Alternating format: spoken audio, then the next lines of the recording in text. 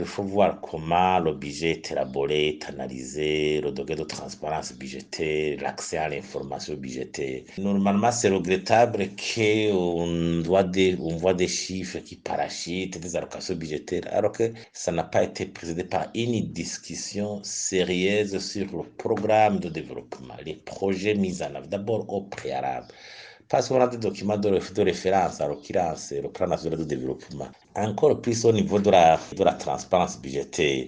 J'imagine que aussi au niveau des allocations budgétaires, c'est regrettable par exemple que un ministère comme l'éducation, les ministères sociaux, le ministère de la santé n'ait pas bénéficié d'allocations budgétaires substantielles. J'imagine que à ce niveau, tant qu'au niveau des ministères, on n'a pas fait une analyse à la loupe sur les orientations budgétaires précises de ces augmentations, il y a toujours un hic. Encore plus, si on voit de l'augmentation budgétaire au niveau nominal, il faut aussi penser à cette inflation. Parce qu'on peut avoir des allocations, des augmentations au niveau réel, alors que de plus en plus, l'inflation limite l'augmentation réelle des revenus. Encore, il y a des nouvelles augmentations, des allocations budgétaires, mais qui ne sont pas contrebalancées par une augmentation des devises. Il y a des dépenses qui doivent être réalisées à l'extérieur. Est-ce qu'il y a vraiment une stratégie de mobilisation des devises nécessaire? Parce que le budget national, ce sont les francs. Mais le Burundi garde une carence substantielle de devises.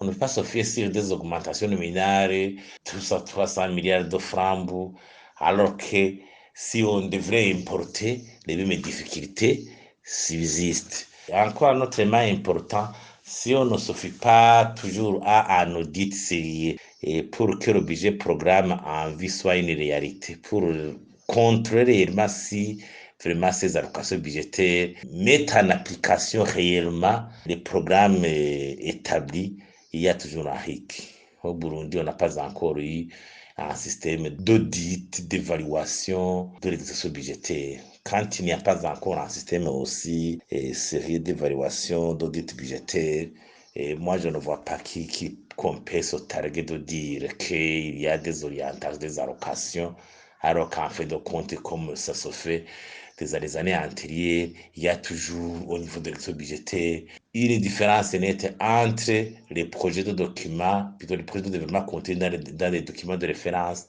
et les dépenses réalisées au niveau de l'exécution budgétaire. Donc, un changement doit être visible, mais même si on a parlé du budget programme cette année, au niveau de la préparation budgétaire, on ne voit pas un changement. Peut-être au niveau de l'exécution, on pourra suivre.